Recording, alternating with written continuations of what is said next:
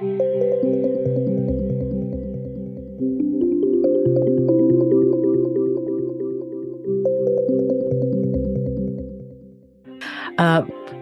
evening, everyone out there in cyberspace. My name is Angela Denise Davis. I'm the creative director for ZAMI NOBLA, the National Organization of Black Lesbians on Aging.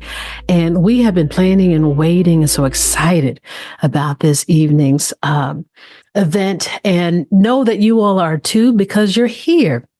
And I can't say enough about how much I am fangirling Dr. Cheryl Clarke. For those of you who are fans of the ZAMI NOBLA podcast, you know that she was a guest and she took us to school.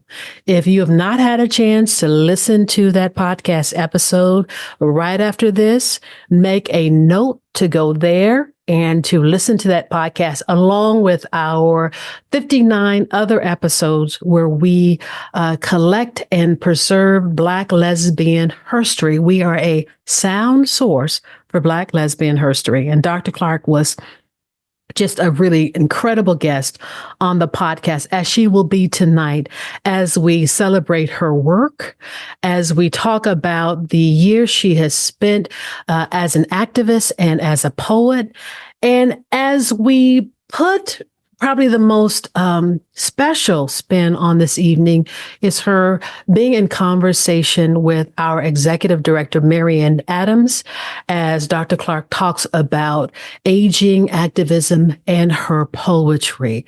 As I said, Marianne Adams, the executive director, founder, and executive director of ZAMI NOBLA, will be in conversation with Dr. Clarke tonight. And with that, I turn it over to you, Marianne Adams. Cheryl, it is my profound honor to be in conversation with you tonight. I have been waiting for this moment for a long time. And so I'm so happy that it's here. And no, actually I have. Don't be shocked. You know I'm a fangirl as well. So I'm really excited conversation with you. So, I was thinking about the year you were born, 1947. Mm-hmm. And the United States, has witnessed numerous social movements that have significantly impacted the country's social, political, and cultural landscapes. And many of these movements are still ongoing. And, I thought I'd jot down some of those because you've borne witness to so many movements in the 77 years that you've been on this planet. I mean, starting with the Civil Rights Movement, where you had the distinct pleasure of bumping into Dr. King on your way to the March on Washington, the women's rights movement, the LGBTQ plus movement, the environmental movement, the disability rights movement, the anti-war movement, the Black Power movement, the Black Lives Matter movement, what was known then as AIM, the American Indian movement, and also back then the Chicano movement, Occupy Wall Street movement, the Me Too movement, the immigrant rights movement. I mean, we could really have a free-flowing conversation, and you could really take us for an amazing history lesson. But unfortunately, we don't have time for all of that tonight. We have very limited time. And I have a singular mission tonight. And that's to talk to you about, to center our conversation on aging and ageism, particularly racialized ageism. But I do know that there are many in this audience who, like me, have probably read everything that you've ever written, but there are also folk who don't know you, and who are being introduced to you for the first time tonight. And so why don't we start someplace in the middle? You've been a really powerful voice for Black lesbian feminist visibility and activism. Your essays, Lesbianism, an Act of Resistance, and the Failure to Transform Homophobia in the Black Community, really revolutionized the thinking about Black lesbians and the struggle against homophobia. So I want to start by asking you, who were some of your early literary influences, and how did they shape your approach to writing and activism? Well, Marianne, thank you for that introduction. And also, Thank you for inviting me to speak, to be part of this program tonight. I'm humbled by that question about influences. And I have to say, James Baldwin is the first African-American writer I ever read, even before I understood there was a tradition of African-American writers. As I say, the first African-American writer I read seriously as you can read at 15 years old. His novel, Another Country, was unlike any fiction I had ever read up until that point.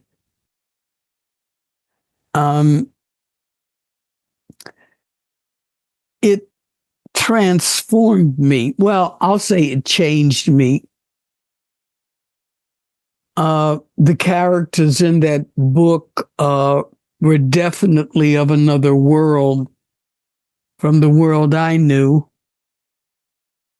the world of a little sheltered Black bourgeois teenager attending a Catholic school in Washington, D.C., one of the Black bourgeoisie capitals of the world, and also, I might say, a town of compulsory heterosexuality. And I mean that in no uncertain terms. Baldwin introduced me to sex between men, which, I didn't know anything about. And even when I read it in the novel, I didn't know what it was. And he introduced me to, well, he delved into so many taboo subjects, race and racism, homosexuality, bisexuality, interracial and extramarital relationships, domestic abuse, suicide. I didn't understand anything about those issues and their resonances in the Black community. I probably, at that point, hadn't even made the connection between sex and pregnancy, except I knew that I better not get pregnant. His explicit writing, especially in that novel, gave me the example of how to write about same-sex love, even though I didn't start writing about it until, 1986, maybe, in my second book, Living as a Lesbian.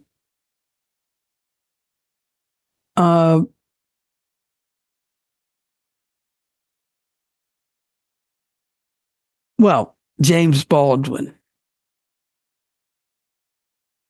I once asked Toni Morrison at a talk how James Baldwin had influenced her. And, she sort of brushed the question off, or maybe she brushed me off. And she wouldn't admit to any influence of Baldwin. And I thought to myself at that point, perhaps you might not have been able to write The Bluest Eye if it hadn't been for Go Tell It on the Mountain. that's James Baldwin. He was a huge influence emotionally and intellectually.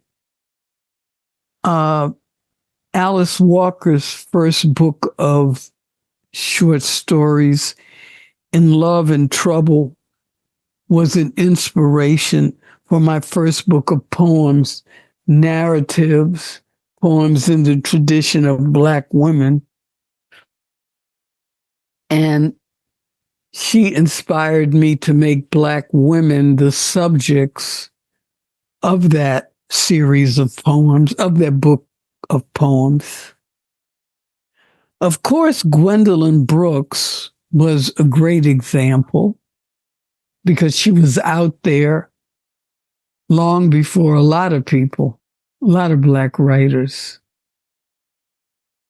But, you know, poetry wasn't taken as seriously as prose or fiction, or wasn't given the same deference. So those are some of the writers I claim as influences. So I'm wondering, in terms of James Baldwin, certainly before he died, Cheryl, you had achieved some notoriety, good, of course. And so I'm wondering if you ever got a chance to meet him and let him know what literary impact he had on you, and on your writing. That is such a prescient question because, I worked at Rutgers for many years. Mm-hmm. And during that time, I was the director of an office that provided services and programs for LGBT students. Mm-hmm. And one of the people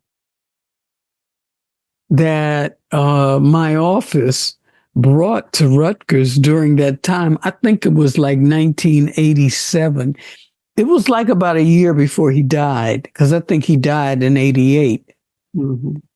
We brought him to Rutgers. And he was such a lovely person, really was a lovely person. But when the program was over, he spoke about South Africa, because, that was during that time, when South Africa was rising up. And mm-hmm. So, when it was time for him to leave, and he was, leaving with his brother and a couple of people that had come with him, and I did get a chance to say, let me just say something to you before you leave. He said something very sweet to me because, he was a very sweet person. He said, oh, you're leaving me now? I said, yes, I am. And it was lovely to have you. And I just want to say thank you, because you really gave me a lot, especially your book, Another Country. So I did get the chance to say that to him. And it was wonderful. Yes. So let's talk now specifically about aging. The World Health Organization says that the only ism that's still sanctioned in this country is that of ageism. And certainly we see evidence and examples of that every day, from the messages that we receive from the time we're born, that are not positive, negative messages, messages that we internalize, that depicts aging as that of being diseased and decrepit and something you don't want to be, and all these commercials, I've fallen, I can't get up, where we're showing elders as incapable of leading full, thriving lives. And so I want us to be able to have more conversations about aging. I'd like for us to shift the paradigm, if you will, to show that aging can be, and I don't want to call it an institution, but I will, where people are actually thriving, where people are engaged in cooperative economics, where we are as a community certainly interdependent and helping each other. And of course, because we are Black folk in this country, we certainly are impacted by inequities. There's no doubt about that, health inequities.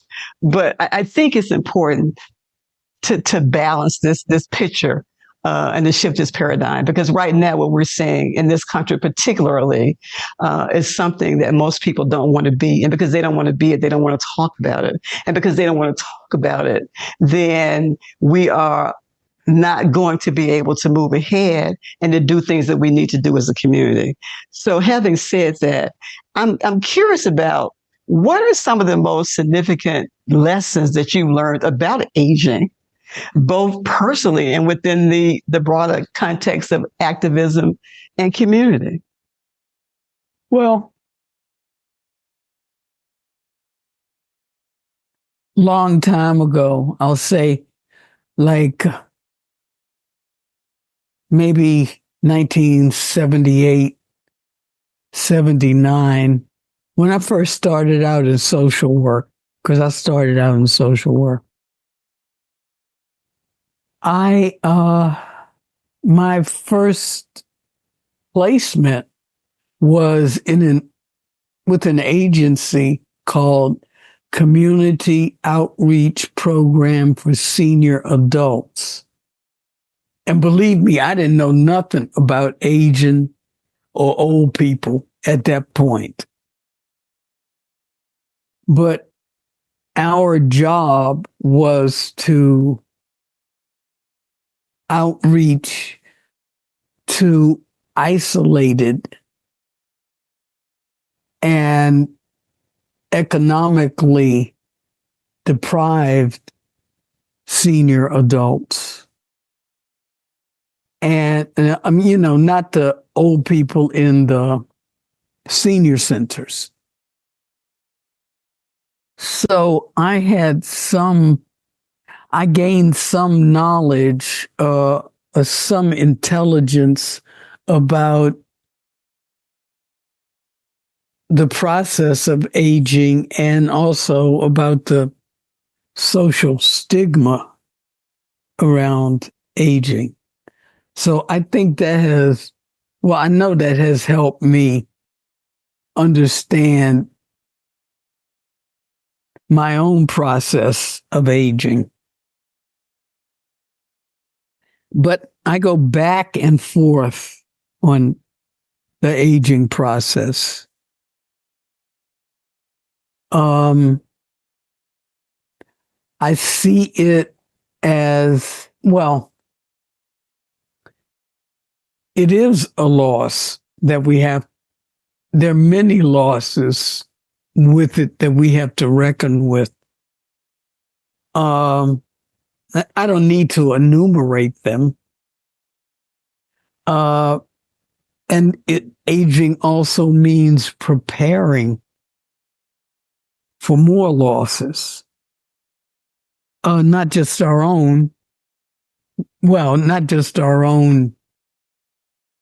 physical losses, but the losses of those we love. Losing those we love, I should say. So I have what I call a grudging acceptance of it. And I take it as inevitable. I worry a lot about my own personal losses, especially the forgetfulness. And then I don't want to think about it. I just want to go along with it. But I think about my lesbianism as well as my Black consciousness. But both of which I mean the knowledge and the love of both the culture, both Blackness and lesbianism, always give back.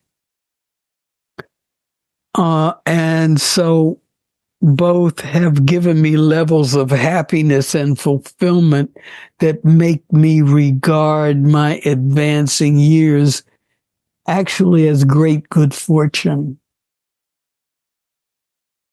And I am very happy to look forward to, but to look back on that history. So also aging is sorrow. And what and how will I do without the people I love, the friends, relatives, and neighbors? And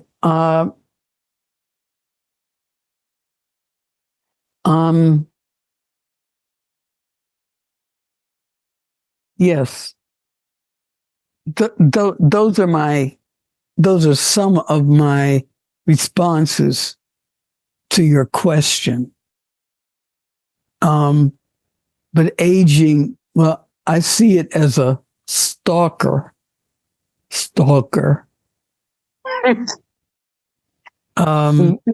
is always there. And there you are looking at it over your shoulder. And there it is staring back at you. And the beat goes on. Well, what lessons would you say that you learned about self-acceptance and joy as you age? Well,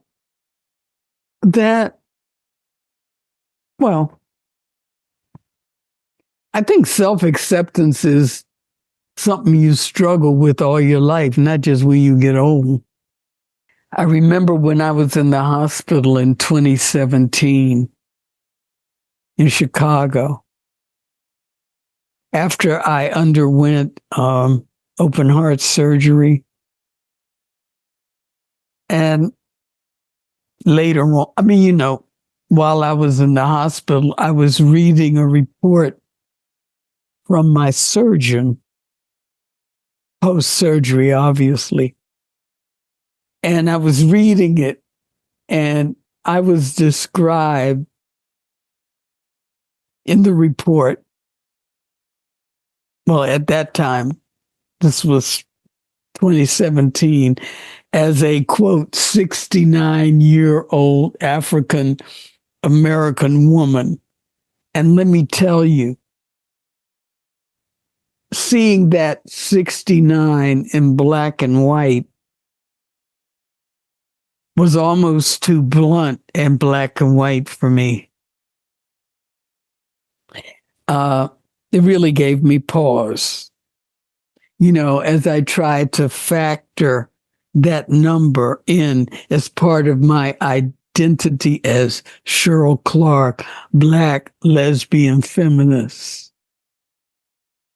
So, I'm just saying that to say that I accept it grudgingly.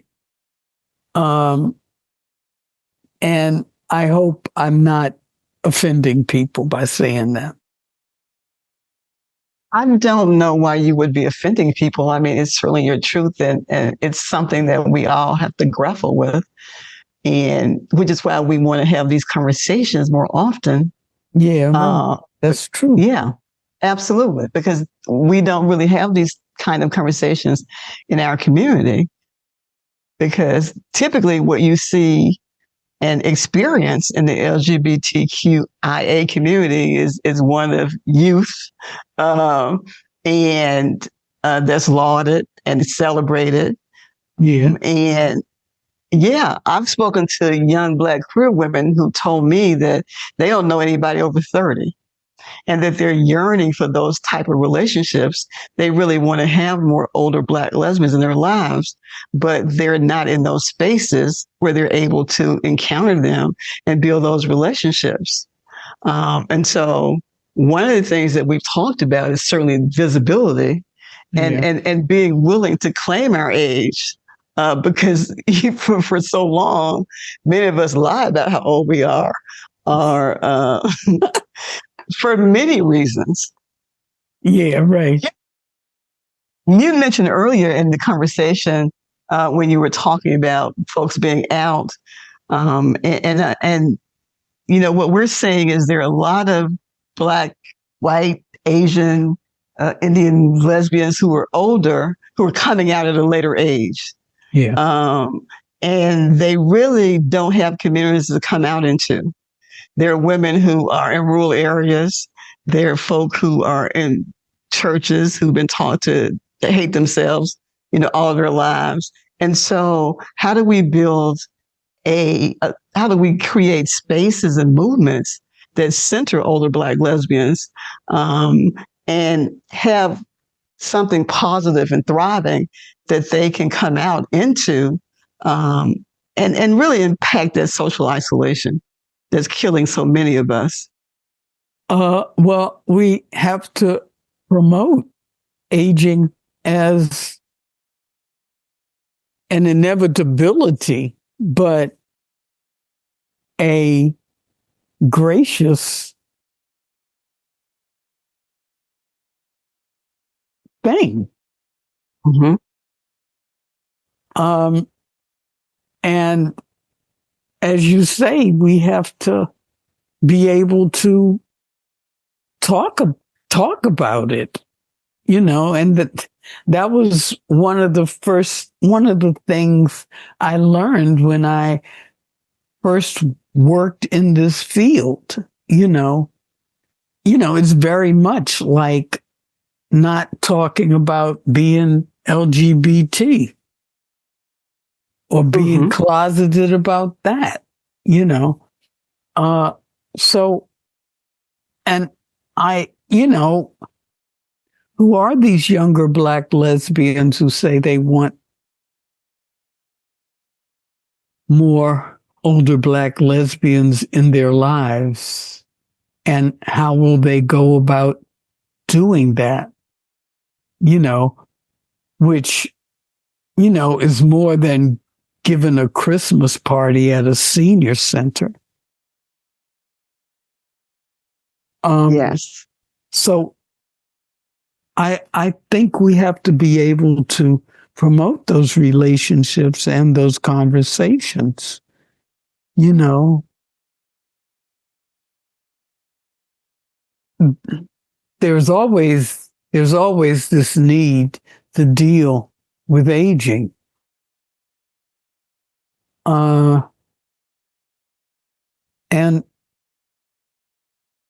we just have to do it. We have to talk about it. We have to write about it. You know, what does it mean to be an old Black lesbian? Sounds like a book that Cheryl Clarke would write that I'd love to read. No more books, but maybe a poem. I don't know. Sure.